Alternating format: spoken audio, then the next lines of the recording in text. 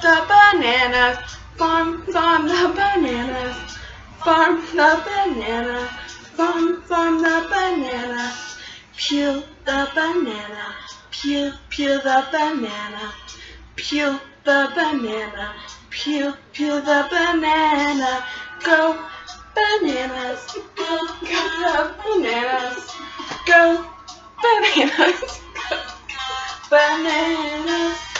Thank you for the intro, Kaylee. So if you couldn't tell by Kaylee's introduction, this video is going to be about bananas.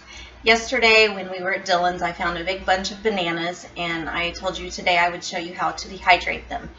This really applies to dehydrating just about any fruit. Vegetables are different, so today will pertain if you want to dehydrate apples or pears, anything that's a fruit, including tomatoes. So you can use this technique for everything.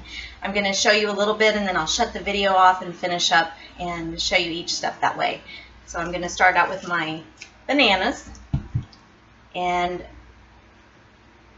I will peel just one at a time just to kind of minimize the browning that would happen from the air getting on the bananas.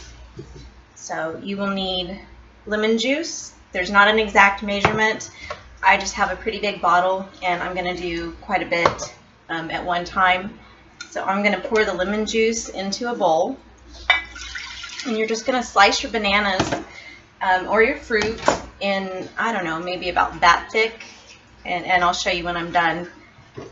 Just dip them in the lemon juice and let them sit. So I'm going to put the computer down so you can see what I'm doing. Hopefully you can get a pretty good image. And I like to make my slices kind of diagonal because it gives a little more surface. I don't know if you can see that. So the slices are just maybe a little bigger than they would be if you cut them straight across. And I'm just going to put them in the lemon juice as I'm doing this.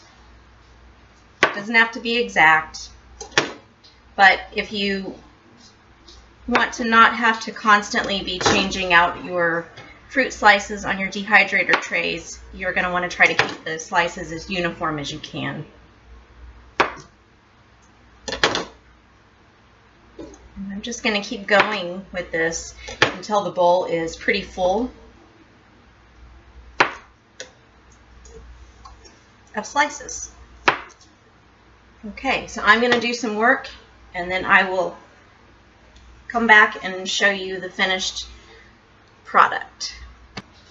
Okay, I've sliced up enough to fill up this bowl to where the lemon juice is just barely covering most of it. So what I'm going to do now is go ahead and start placing them on the tray. And most dehydrators will come with a screen that kind of keeps the smaller pieces from falling through. I don't think there's too much danger with the banana of that happening, but I like to put that on the very bottom. So what I'm going to do is just begin to place the pieces. Here, let me turn it down so you can see what I'm doing. I'm going to place the pieces on as closely as I can without letting them touch. And this is the time-consuming part. So you just want them to where they're not actually touching. The air needs to be able to flow through, but obviously the closer that you can put them together, the more that you can fit in one load. So I'm just going to do this until I get all of my trays filled. If I happen to have some left over, I may show you how to freeze them. So you just keep placing them on until your tray is filled up, and then you do the process all over again. So I enlisted the kids to help me slice up all those bananas, and we ended up with 8 full trays. I still actually have some bananas left over, but we got most of them on here. And I'm going to go ahead and start the dehydrator. I think that each dehydrator is going to be slightly different, so whatever brand that you have, you need to read the directions, but generally most fruit can be dehydrated at 135 degrees. So I've already preset my dehydrator at that temperature, and then I'm going to also set the time. The dehydrators that I used to have didn't have timers, so if you don't have one, it's not that big of a deal. Just you know, set your phone or whatever to check it after a certain time period. I think a good place to start is about 5 to 6 hours. I'm going to set mine for 7. And it's pretty simple. You just start it and it goes. Maybe. There we go.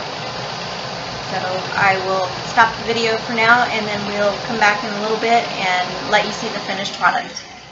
So the bananas have been in the dehydrator for about 11 to 12 hours at this point. There are a few trays that aren't done quite as well as the others, but this is what you're looking for. I don't know if you can see that very well. They're pliable and they're leathery. They are a little bit sticky to the touch, but not bad. If you're doing other fruits like apples, you definitely don't want to go longer than this. However, with bananas, you can go a little bit longer if you want them crispier. I don't know if you've had dehydrated banana chips from the grocery store, and they're usually crispy.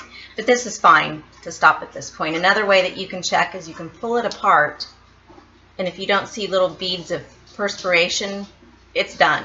So I'm just going to pop out the ones that are completely finished and set the lid back on and finish the others. But that's basically it. So simple.